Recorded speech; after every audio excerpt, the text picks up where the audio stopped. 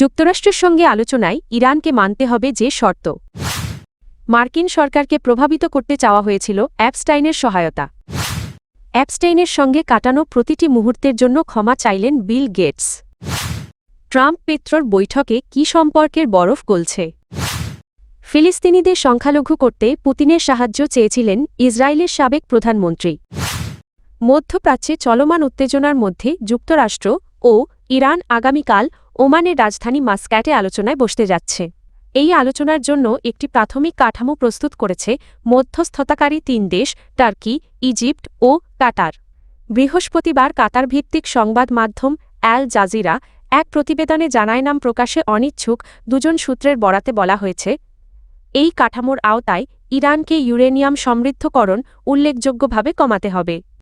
প্রস্তাবিত কাঠামো অনুযায়ী ইরানের ব্যালিস্টিক ক্ষেপণাস্ত্র ব্যবহারের ওপর বিধিনিষেধ আরোপ করা হবে। পাশাপাশি হেজবোল্লাহ ও হুদিসের মতো সশস্ত্র গোষ্ঠীগুলোকে সহায়তা দেওয়া বন্ধ করার শর্তও এতে অন্তর্ভুক্ত রয়েছে। প্রতিবেদনে আরও বলা হয়, প্রস্তাবিত চুক্তির আওতায় ইরান আগামী ৩ বছর ইউরেনিয়াম সমৃদ্ধকরণ কার্যক্রম চালাতে পারবে না। নির্ধারিত সময় শেষে দেশটিকে সর্বোচ্চ ১.৫% হারে ইউরেনিয়াম সমৃদ্ধকরণের অনুমতি দেওয়া হতে পারে। কূটনৈতিক বিশ্লেষকদের মতে এই আলোচনা ইরানের পরমাণু কর্মসূচি ও আঞ্চলিক নিরাপত্তা ইস্যুতে উত্তেজনা কমাতে গুরুত্বপূর্ণ ভূমিকা রাখতে পারে। যুক্তরাষ্ট্রের কুখ্যাত যৌন অপরাধী ও অর্থলগ্নিকারী জেফ্রি এপস্টিনের কাছে একসময় শীর্ষ ডেমোক্র্যাট নেতা চাক শুমারের সঙ্গে বৈঠক আয়োজনের সহায়তা চাওয়া হয়েছিল, এমন তথ্য উঠে এসেছে মার্কিন বিচার বিভাগের প্রকাশিত নথিতে। নথি অনুযায়ী যুক্তরাষ্ট্রের ভার্জিন দ্বীপপুঞ্জের কংগ্রেস প্রতিনিধি স্টেসি প্লাস্কেটের পক্ষে তার এক সহযোগী ২০১৮ সালে অ্যাপস্টাইনের সঙ্গে যোগাযোগ করেন। উদ্দেশ্য ছিল ২০১৭ সালে ক্যারিবীয় অঞ্চলে আঘাত হানা দুটি শক্তিশালী ঘূর্ণিঝড়ের পর দুর্যোগ সহায়তা নিশ্চিত করতে সিনেটের তৎকালীন সংখ্যালঘু নেতা চাক শুমারের সঙ্গে একটি বৈঠকের ব্যবস্থা করা। ২০১৮ সালের ২৪শে জানুয়ারি পাঠানো এক ইমেইলে ভার্জিন দ্বীপপুঞ্জের কর আইনজীবী এরিকা ক্যালারহলস অ্যাপস্টাইনকে লেখেন, প্লাস্কেটের জন্য শুমারের সঙ্গে বৈঠক নিশ্চিত করতে সহায়তা প্রয়োজন। জবাবে অ্যাপস্টাইন জানান, বিষয় ও কারণ জানা থাকলে এটি সমস্যা হওয়ার কথা নয়। পরবর্তী এক ইমেইলে ক্যালারহলস জানান, শুমারের সঙ্গে বৈঠক নিশ্চিত করা যাচ্ছে না এবং দুর্যোগ সহায়তা বিল নিয়ে আলোচনায় মূলত পুয়ের্তো রিকোর দিকেই নজর দেওয়া হচ্ছে, ফলে ভার্জিন দ্বীপপুঞ্জ উপেক্ষিত হওয়ার আশঙ্কা রয়েছে। এই বার্তা বিনিময়ের পর অ্যাপস্টাইন সাবেক মার্কিন প্রেসিডেন্ট বারাক ওবামা এর প্রধান আইন উপদেষ্টা ক্যাথরিন রুয়েমলারকে ইমেইল পাঠান। সেখানে তিনি শুমারের সঙ্গে প্লাস্কেটের বৈঠক করিয়ে দেওয়ার অনুরোধ জানান। বর্তমানে রুমলার বিনিয়োগ ব্যাংক গোল্ডম্যান স্যাক্সের প্রধান আইন উপদেষ্টা হিসেবে দায়িত্ব পালন করছেন। যৌন অপরাধে অভিযুক্ত প্রয়াত ধনকুবের জেফ্রি এপস্টিনের সঙ্গে কাটানো প্রতিটি মুহূর্ত নিয়ে অনুতাপ প্রকাশ করে ক্ষমা চেয়েছেন মার্কিন ধনকুবের ও মাইক্রোসফটের সহ প্রতিষ্ঠাতা বিল গেটস। বৃহস্পতিবার দ্য গার্ডিয়ানে প্রকাশিত প্রতিবেদনে অস্ট্রেলিয়ার সংবাদ মাধ্যম নয় নিউজ অস্ট্রেলিয়ার বরাতে এ তথ্য জানানো হয়।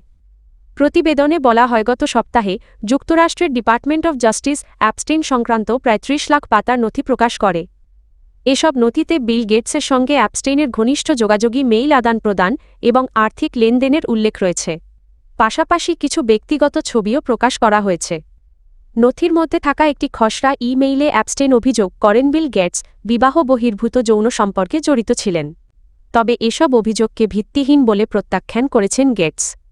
9 নিউজকে দেওয়া এক সাক্ষাৎকারে বিল গেটস বলেন, তিনি ২০১১ সালে অ্যাপস্টাইনের সঙ্গে প্রথম সাক্ষাৎ করেন এবং পরবর্তী ৩ বছরে কয়েকবার তার সঙ্গে নৈশভোজে অংশ নেন। তবে তিনি কখনও অ্যাপস্টাইনের ক্যারিবীয় দ্বীপে যাননি এবং নারীদের সঙ্গে কোনো ধরনের অনৈতিক সম্পর্কেও জড়িত ছিলেন না বলে দাবি করেন। বিল গেটস বলেন, অ্যাপস্টাইনের সঙ্গে তার যোগাযোগ ছিল ভুল সিদ্ধান্ত এবং তিনি এ বিষয়ে গভীরভাবে অনুতপ্ত।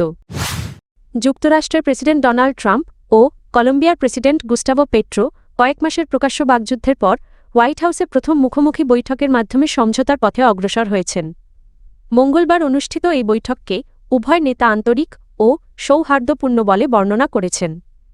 ডানপন্থী ট্রাম্প ও বামপন্থী পেট্রোর সাক্ষাৎ নিয়ে আগে থেকেই কূটনৈতিক মহলে উদ্বেগ ছিল, কারণ এর আগে তারা একে অপরকে প্রকাশ্যে কড়া ভাষায় সমালোচনা করেছেন। তবে সেই শঙ্কা নাকচ করে দিয়ে বৈঠকটি ইতিবাচক পরিবেশে সম্পন্ন হয় বলে জানিয়েছে রয়টার্স। প্রতিবেদনে বলা হয়, কোনো জাঁকজমকপূর্ণ আনুষ্ঠানিকতা ছাড়াই পেট্রো হোয়াইট হাউসে উপস্থিত হন। প্রায় 2 ঘণ্টাব্যাপী বৈঠকে গণমাধ্যমকে প্রবেশের অনুমতি দেওয়া হয়নি। বৈঠক শেষে কোনো নির্দিষ্ট চুক্তির ঘোষণা না এলেও উভয় নেতা আলোচনার ফলাফল নিয়ে সন্তোষ প্রকাশ করেন।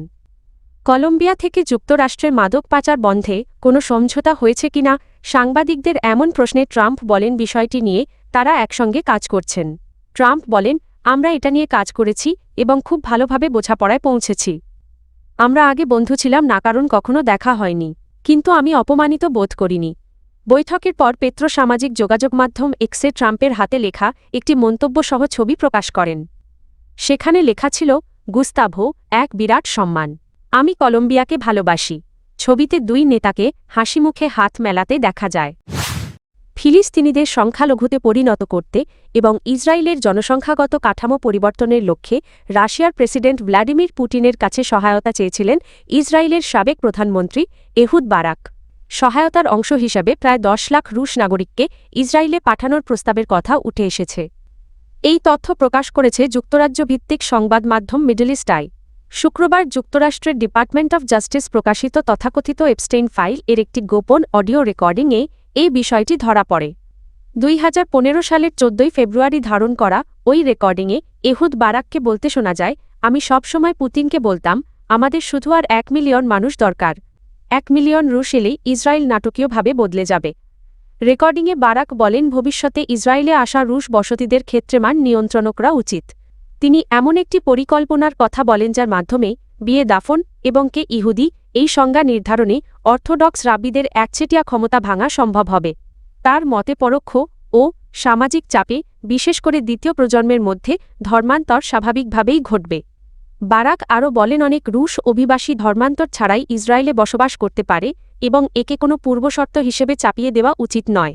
তিনি দাবি করেন, 1990 ও 2000-এর দশকের শুরুতে রুশ অভিবাসনের ঢল ইসরায়েলের সমাজ ব্যবস্থাকে বড় ধরনের পরিবর্তনের মধ্য দিয়ে নিয়ে গেছে।